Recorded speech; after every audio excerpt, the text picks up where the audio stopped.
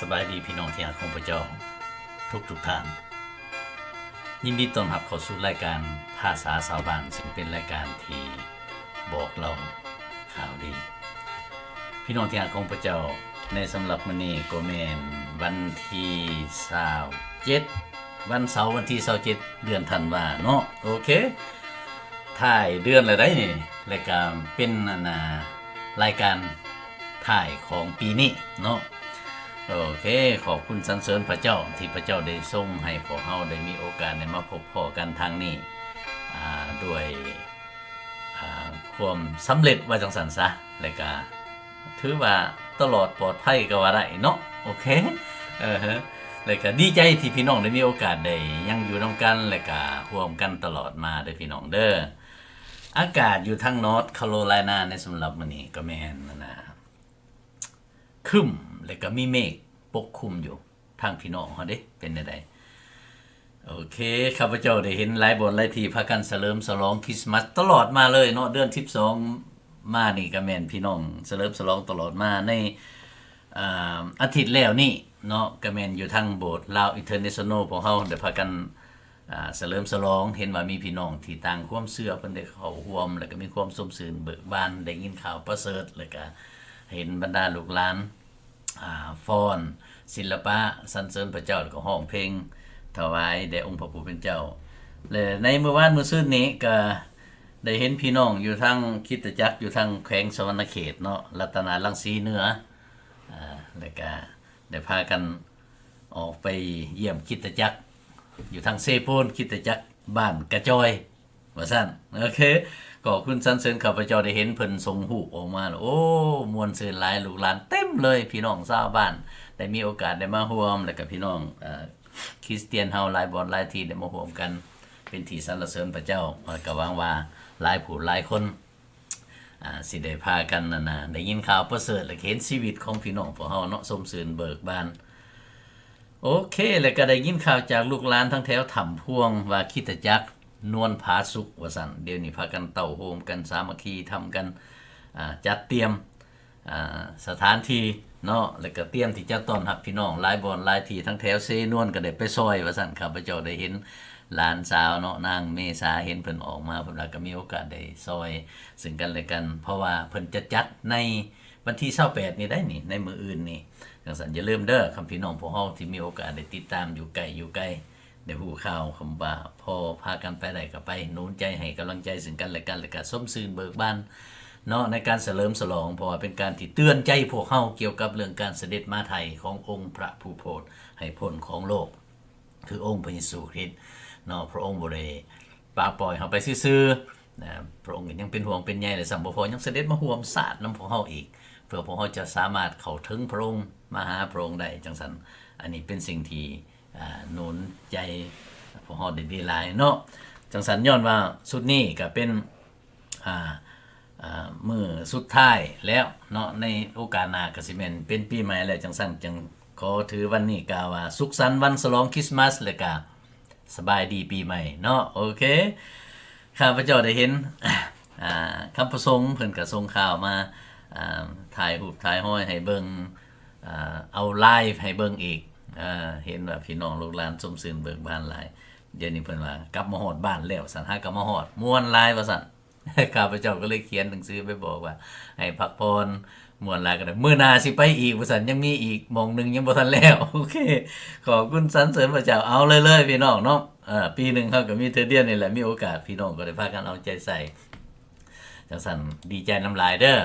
โอเคสุขสันต์วันฉลองคริสต์มาสแล้วก็สบายดีปีใหม่เนาะเตรียมต้อนรับเด้อพี่น้องเด้อ ว่าเฮาจะต้อนรับปีใหม่นี่เฮาจะเฮ็ดแนวใด มื้อนี้ก็สิบ่ได้เว้ายืดยาวเนาะฟังเบิ่งว่ามันสิสั่นได้ซำใดเพราะว่ามื้อใดตั้งใจว่าสิเอาสั้นๆก็แม่นบ่สั่นแล้วเพราะว่าอยากถามข่าวๆแน่หยังต่างๆเนาะก็เลยยืดยาวมาเริ่มต้นชีวิตใหม่ด้วยการถิ่มใจเก่าเอาใจใหม่ในการที่พวกเฮาจะเข้าสู่ปีใหม่โอเคจังซั่นอยากสักส่วนอ้วนต้านพี่น้องพวกเฮาแล้วก็ลูกหลานทั้งหลายเนาะโอเคเด้อจังซั่นเรื่องนี้แม่นเป็นเรื่องที่สำคัญหลาย พระเจ้าทรงรู้จักแล้วว่ามนุษย์พวกเฮานี่เป็นคนที่อ่อนเพลียและขาดพลังอำนาจจังซั่นครับพระเจ้าอยากขอเว้าสู่พี่น้องของฟังเกี่ยวกับเรื่องนี้ เมื่อพระเจ้าได้ทรงเนรมิตสร้างสารพัดทุกสิ่งและพระองค์ได้ทรงสร้างมนุษย์ด้วยพระหัตถ์ของพระองค์นะพระเจ้าได้อสิทธิ์อำนาจให้มนุษย์อย่างเต็มเปี่ยมคุ้มครองทุกสิ่งที่พระเจ้าได้ทรงเนรมิตสร้างมาเนาะแม้แต่มารซาตานในเวลานั้นก็บ่มีอำนาจลืนมนุษย์มารบ่สามารถจะบังคับมนุษย์ให้เฮ็ดบาปหรือกระทำสิ่งใดสิ่งหนึ่งได้แต่ว่ามันมีพลิกไหวนั่นก็คือมันบ่มีอำนาจที่จะบังคับให้เฮ็ดบาปได้แต่มันหลอกลวงมนุษย์ให้สงสัยพระเจ้าในเมื่อมนุษย์ได้สงสัยต่อคำสั่งคำเว้าของพระเจ้าสงสัยต่อพระโอวาทของพระเจ้าสงสัยต่อพระสัญญาของพระเจ้าอย่างต่างๆแล้วมนุษย์ก็เลยเริ่มกระทำบาปในเมื่อกระทำบาปแล้วมนุษย์จึงได้กลายเป็นคนบาปแล้วก็ด้วยการที่ว่าบ่เชื่อฟังที่พระเจ้าเว้านั้น ในเมื่อกลายเป็นคนบาปแล้วมนุษย์จึงได้อ่อนเพลียลงขาดสิทธิ์อำนาจแม้นตั้งแต่มารซาตานหลังจากที่มนุษย์ได้เฮ็ดบาปแล้วมันก็มีอำนาจลืนมนุษย์บาดตั้งแต่เบื้องต้นแท้ๆหั่นมันบ่ได้มีอำนาจลืนมนุษย์ได้มันบ่สามารถที่จะบังคับมนุษย์ได้แต่มันหลอกลวงมนุษย์ให้หลงผิดมนุษย์ได้กระทำบาปโดยการที่บ่เชื่อฟังพระเจ้าและหลังจากนั้นหลังจากมนุษย์ได้กลายเป็นคนบาปแล้วมารซาตานจึงมีอำนาจลืนมนุษย์บาดนี่มนุษย์จึงกลายเป็นคนที่อ่อนเพลียลงได้บาดอยากคืนหาพระเจ้าก็ซอกทุกวิธีทางแต่ว่าซอกทางอื่นซอกทางผิดเนาะพระเจ้าทรงรู้จักเกี่ยวกับเรื่องนี้ว่ามนุษย์อ่อนเพลียหลายเขาสิพยายามปานใดก็ตามเขาบ่สามารถที่จะลบล้างความเปื้อนอันนั้นได้มีแต่พระเจ้าเท่านั้นที่จะเฮ็ดได้ที่จะช่วยเขาได้เนาะมนุษย์ซอกพยายามและซอกหลายเส้นทางที่จะคืนหามนุษย์บ่สามารถจะบุกบืนด้วยตนเองได้มนุษย์ได้ห่างเหินหนีจากพระเจ้าเนาะหนีมานานแสนนานไกลออกที่สุดเลยผลสุดท้ายบัดนี้การซอกแสวงหาทางพ้นของมนุษย์จึงห่างออกไปเลยบัดนี้จึงเป็นเส้นทางที่ผิดออกไปไกลหนาเต็กเลยเนาะจังซั่นพวกเฮาที่ฮู้ข่าวดีบัดนี้เกี่ยวกับเรื่องการคืนหาพระเจ้าได้จึงนำเอาข่าวดีมาบอกพี่น้องลูกหลานหมู่เพื่อนอย่างต่างๆเนาะมนุษย์ได้แสวงหาทางผิดเด้อมนุษย์เฮาที่เต็มไปด้วยความผิดความบาปนี่พวกเฮาชาวลาวก็แม่นโอ้ยหลายเซนคนเลยนะซอกหาทางผิดเนาะพวกเฮานี่และแม่นเป็นจังซั่นเด้เชื่อและกราบไหว้ในสิ่งที่พระเจ้าสร้างมานี่เด้บางบ่อนบางทีนี่ก็เชื่อกราบไหว้ดวง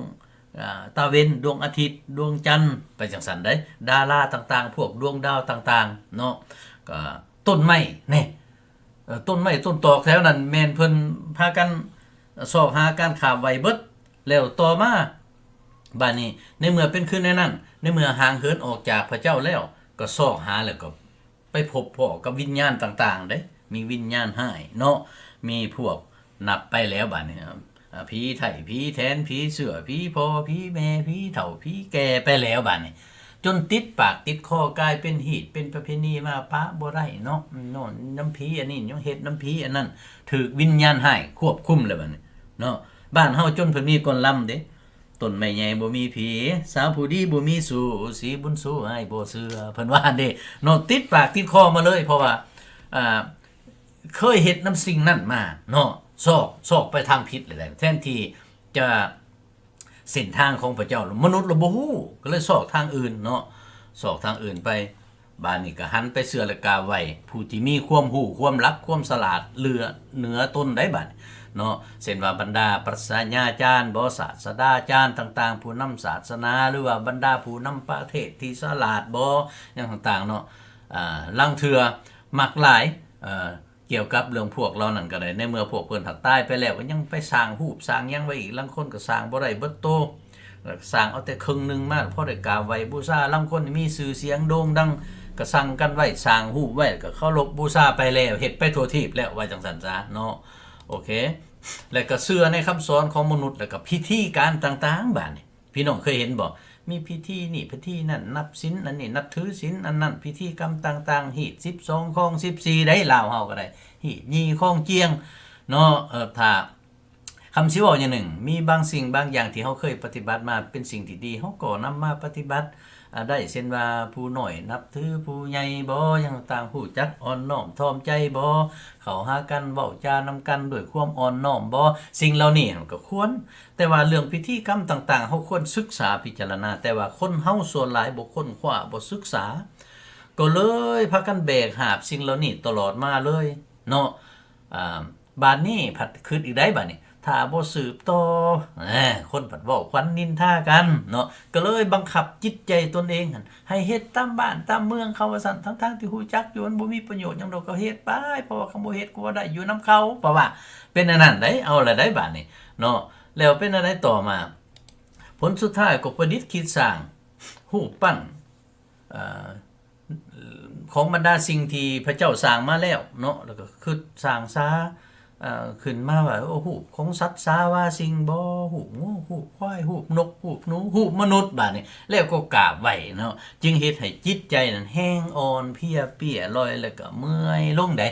เมื่อยโหยแห้งลงแล้วก็โอ้ยเนาะจักสิว่าแนวใดบัดนี้แต่ว่าบัดนี้ก็ย้อนว่าย่านผู้นี้เว้าย่านผู้นั้นเว้าก็ยังสืบต่อแบกภาระอันนั้นมานึกว่าเคยเฮ็ดมาแล้วลางคนก็เลยว่าป้าทิมบ่ได้นี่ฟังคักๆบัดนี้ความอิดเมื่อยในชีวิตจิตใจอันนี้ได้ที่พระเยซูคริสต์ได้เว้าถึง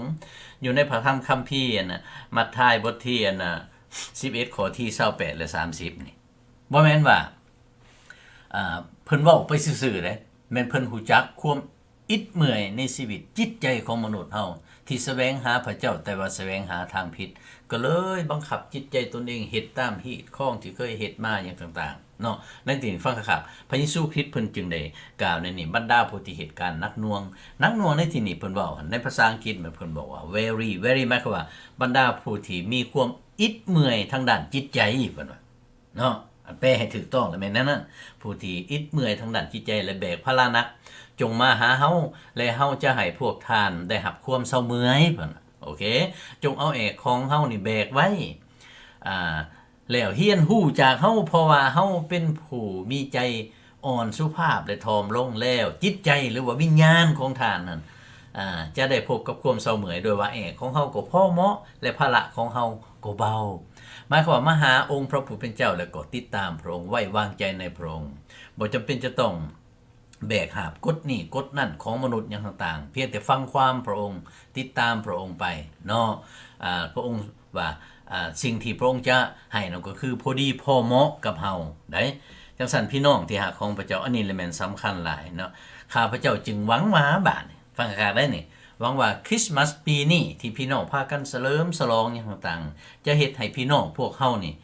ได้ระลึกถึงว่าองค์พระผู้เป็นเจ้าคือองค์พระเยซูคริสต์ทรงเป็นพระเจ้าเสด็จมาร่วมชาติมนุษย์นะพระองค์บ่ได้ป้าถิ่มพวกเฮาพระองค์ยังหักและห่วงใยพวกเฮาพระองค์ทรงมีพระเมตตามีพระคุณและก็ความหักต่อพวกเฮาเด้อย่าสุพากันมวนซื่นไปซื่อๆแต่ให้ระลึกถึงว่าโอ้แม่นวันนี้ที่พากันระลึกถึงการเสด็จมาโปรดของพระองค์เอเมนเนาะโอเคย้อนขึ้นแน่นอนพวกเฮาจึงพากันสืบต่อรับใช้ภารกิจพระเจ้าตลอดมานี่ก็เห็นท่านอาจารย์ดร.สำราญนี่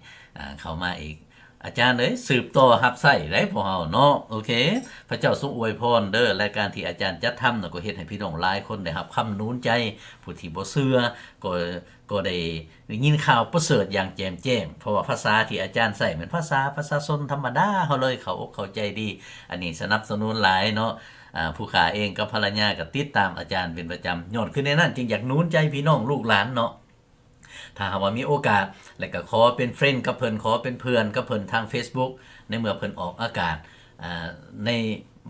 ยามในเวลาอยู่ทางบ้านเฮาและพี่น้องแห่งฟังสบายเป็นภาษาที่ฟังสบายที่สุดเลยเพิ่นอยู่ทางหนองคายแล้วก็บอกภาษาลาวเฮานี่แหละก็ขอบคุณสรรเสริญพระเจ้าเนาะโอเค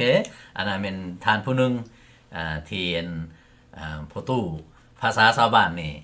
สนับสนุนเลยก็เขาเข้าใจเลยติดตามเป็นประจำอยากให้ลูกหลานก็ได้ติดตามคือกันเด้อโอเคจังซั่นพี่น้องก่อนที่พวกเฮาจะได้ถือโอกาสสั่งลากันเนาะข้าพเจ้าเองก็ได้มีเพลงหนึ่งซึ่งได้พัวพันถึงชีวิตของข้าพเจ้าเองนั่นก็คือตั้งแต่กี้หั่นน่ะติดตามมันน่ะการเฮ็ดการปฏิบัติเนาะนำหีดนั่นหีดนี่อย่างต่างนำบ้านนำเมืองเขาเจ้าว่าจังซั่นซะทั้งที่บ่เข้าใจก็เฮ็ดไปแต่เดี๋ยวนี้ให้แม่นวิทย์แล้ววิทย์จากวิญญาณหายต่างๆแล้วละแม่น ได้มาหาองค์พระผู้เป็นเจ้าได้มีอิสรภาพในพระองค์และก็หับใส่พระองค์ส้มซืนเบิกบานในพระองค์มีความหวังในพระองค์เพราะว่าพระเจ้าสัญญาให้ความหวังกับเฮาแล้วย้อนขึ้นในนั้นข้าพระเจ้าจึงว่าโอ้อยากเป็นพยานให้กับพี่น้องของพวกเฮาหลายเส้นทางเนาะทั้งบอกเราทั้งคำพยานแน่แล้วก็ทั้งเสียงเพลงนี่แน่จังซั่นอยากให้พี่น้องพวกเฮาได้ผมฟังเสียงเพลงเลยหลังจากนั้นจะได้กลับมากล่าวสั่งลากันอีกทีนึงโอเค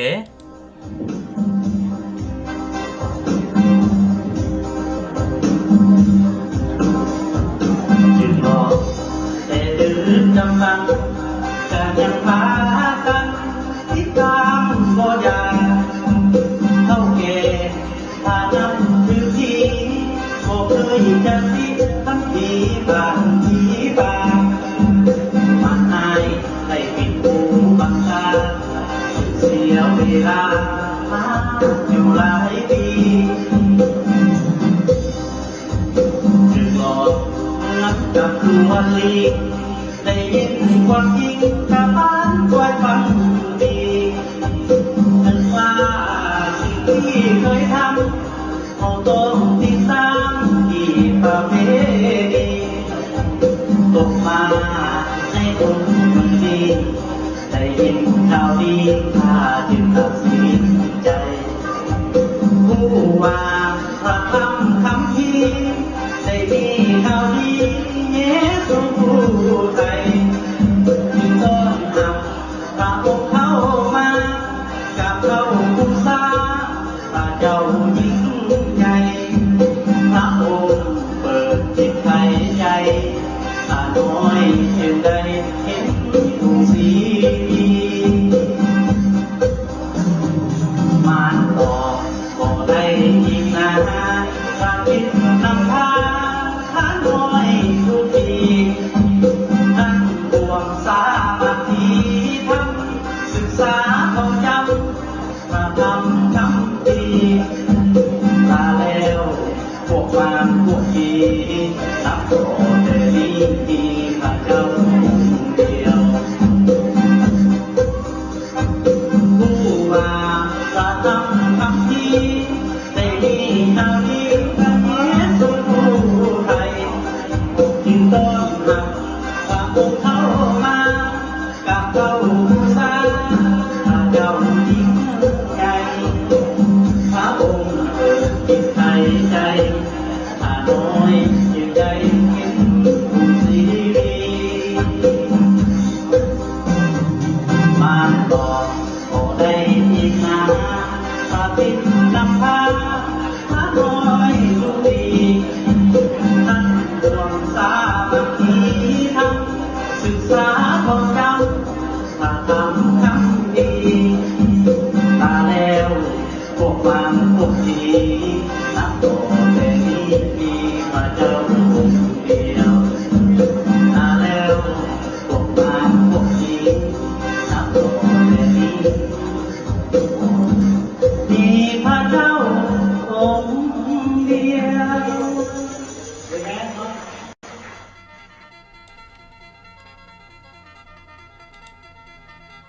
เฮ้แม่นขอบคุณสรรเสริญพระเจ้าโอเคพี่น้องที่รักของพระเจ้ากาขอให้สิ่งเก่าๆความเสื่อถืออันเก่าๆดังเดิมที่พวกเราเคยงมง่ายกันตลอดมานั้นจงปล่อยให้หมดไปนำปีเก่าซะแต่ก็ในการที่ต้อนรับปีใหม่นี้ก็จงต้อนรับเอาชีวิตใหม่ในองค์พระเยซูคริสต์เจ้าเพราะพระองค์ทรงเป็นพระเจ้าองค์เที่ยงแท้เป็นพระเจ้าองค์จริงองค์ทรงพระชนอยู่องค์ชนะสารพัดทุกสิ่งองค์ชนะความตายและทรงสัญญาว่าพระองค์อยู่ที่ใดพวกเขาก็จะอยู่ที่นั่นเหมือนกันในฐานะที่ถ้าหากว่าพวกเขาได้วางใจเสื่อในพระองค์พวกเขาก็ได้รับสิทธิ์กลายเป็นลูกของพระเจ้าเนาะขอให้บรรดาพี่น้องลูกหลานตลอดทั้งหลาน้อยติ้งและก็พี่น้องผู้อื่นที่พากันติดตามอยู่นี้จงได้รับพระพรและก็สืบต่อรับพระพรจากองค์พระผู้เป็นเจ้าตลอดไปโอเคอีกเท่านึงเนาะขอให้พระเจ้าได้ทรงคุ้มครองปกป้องรักษาอยู่ในพระคุณและความรักของพระองค์และก็ขอให้พระองค์ได้ทรงอวยพรให้พวกเราได้พบกันอีกตามน้ำพระทัยพระองค์ส่งท้ายปีเก่าและก็สบายดีปีใหม่พระเจ้าอวยพร